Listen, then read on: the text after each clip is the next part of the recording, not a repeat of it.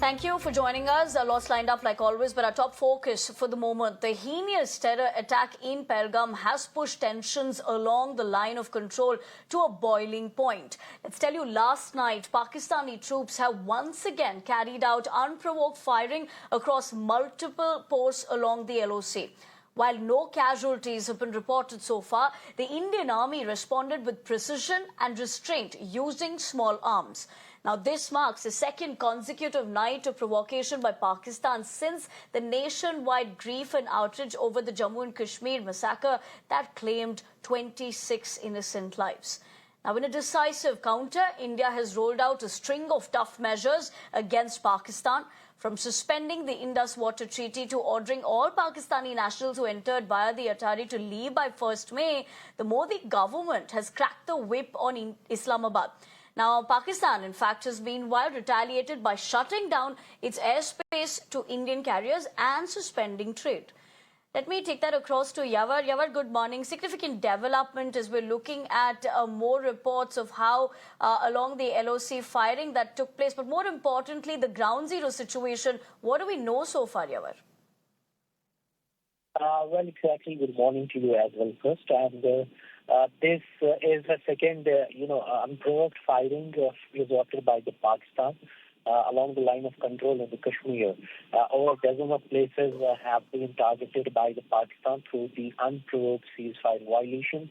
And yesterday as well, there have been certain exchange of, these incidents that were occurred at various locations on the LoC. Now the army said that the befitting reply was given and efficient retaliation was taken up. Pertinent to mention is that army has said that it was a small arms that were used to target the forward post of the Indian Army at the various locations in the Kashmir Valley, particularly in the northern region. So we have been given the understanding that the Pakistani aggression that has been continuously coming out after the Indian diplomatic strike on the Pakistan post-Pahalgam carnage has somewhere been gaining the ground, and there are somewhere the crisis has been gaining the ground when it comes to the border tension across the region. That's in the Jammu as well as in the Kashmir Valley. That you. Yawar, as you get us those details and point out the latest, another aspect of this is how we've looked at both the countries now looking at the on-ground situation with those steps that have been taken in purview of the same. What do we know so far as how that is being handled?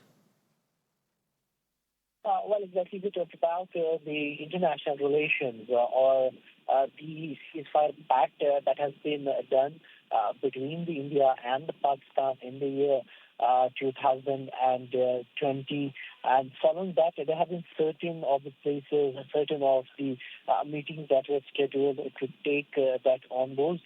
But recent, carnage or the Pahalgam is somewhat that has been widely condemned, and it has also pushed India to take several measures. And there was a clear-to-cut message from the Prime Minister yesterday as well that mitti mein mila denge, and somewhere we are witnessing that it's being done on the ground in the Kashmir Valley. Number of militant properties are being targeted. They are being blew up. Over 5 properties have been blew up. So talking about these aspects, because not only one thing is going on, there's an investigation, but massive India terror operation, at least dozens of the places across the Jammu and Kashmir have been taken up. So the security forces, wherever they get the intelligence lead, they are taking it on the board. So all these things come in a matter when it comes to the international, relations or the national security, because there's a first priority for the security forces to safeguard the tourists who are here and to maintain the high spirit of the professional while dealing with such situations. Actually. Right, Yawar, request you to stay with me as we track more important developments given the particular situation. But before I come back to you again, let me put that into perspective for our viewers as well.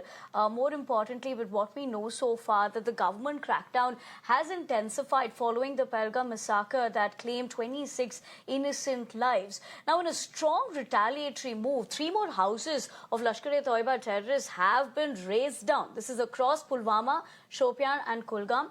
Ehsan Sheikh, an LET operative, is believed to have arranged logistics for the attack. He was active in Pulwama and linked to the planning of the assault. Now, the other houses belong to Shahid Ahmed Kutte LET in Shopian and Zahid Ahmed in Kulgam. Kutte and Ahmed are accused of being involved in anti-national activities for at least the past 3-4 years. So this takes the total count to 5. Earlier, Adil Hussain Tokar and Asif Sheikh's houses were reduced to rubble in separate controlled blasts across Jammu and Kashmir. Now, sources have suggested that explosives were placed inside the homes of both these Lashkar-e-Toiba terrorists. Remember, Adil Tokar had been named as the key accused in the Pahalgam bloodbath, while Asif Sheikh is also suspected to have played a key role in planning and executing the attack. Yeah, but as we speak about this, we know the message was extremely clear, given what the Prime Minister essentially also said 48 hours ago. But with the details now coming to the fore, what do we know about more as far as these houses that have been raised now? Well, if we talk about these, steps and the measures that have been taken up, now 5 properties of the militants, they have been blown up. Yesterday, the army said that at the R6 location, the suspicious box was there, and it has went off. But if we talk about the other aspects, the house of Ehsan Sheikh, the house of Shahid, the house of Zakir, or the house of Adil, they have been, destroyed. And this has eventually, sent a message that whosoever has done the carnage in the Pahalgam will be dealt sharply. Though there is no political reaction, there is nothing from the political parties that came in with regard to these measures and steps or the procedures being taken up. Yet there has been many of speculations that are roaming around that in the coming days, many other properties may also be, destroyed in the same manner. So these are the things that are tricky on the ground and are gaining to these particular places as well. We have been given the understanding that similar to that, only the confinement locations have been targeted as the Tral, Pulwama, Shopian, Anantnag, and Kulgam. And all these districts comes in South Kashmir. Pahalgam is in the South Kashmir. So we can say that the security force's main priority was to take care of the security measures in the southern region as well. Because yesterday the DGP Milind Prabhat, he held a detailed review meeting in the South Kashmir. He was stationed here. So for the security forces, the main priority is to take more focus towards the southern region, because most of the places or the highways connecting Srinagar to the Jammu is also lies with the South Kashmir. So these are the things that are taken into consideration besides the professional message and the procedures of the investigation that have been taken up by the MIA as well as the J&K police, which is assisting in this investigation. Yavar, as you pointed out, the other aspect also is that there are many challenges ahead as to how the Indian government will really combat this as well. The thing for the security forces at this point of time is based on 2 things. One is to give the foolproof security cover for the tourists. Second one, to revisit or to re-homework on the security strategy for the upcoming Amarnath Yatra. So these are the points that have been taken into the consideration. As I told you that many of the things have been put in place. Over 1,500 people have been rounded up. That's what the sources in J&K police have told me. And many of the persons have also been arrested as well in this regard. But since this is a part and parcel of the investigation, that's why it takes officials all the details on the ground to assemble from the nook and the corner to go with inch by inch for this investigation. Already the Anantnag police, they have issued the sketches. They have released, in fact, these sketches with a 20 lakh bounty on the heads of those who can provide the information of suspect of Pahalgam carnage. Among them, 2 are said to be the locals, 2 are said to be the foreigners. So this is the thing that has been put in place. See, first, after this attack was carried out, there was a statement that came in from the unverified social media handle, which says that the TRF, that's an offshoot of Lashkar-e-Taiba, has claimed the responsibility of this attack.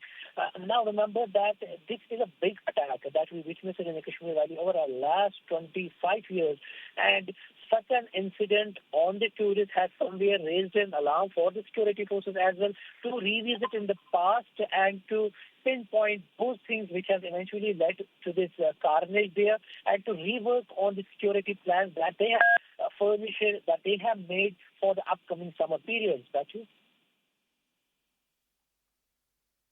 Right, yeah, I appreciate you joining us with all those inputs that were given.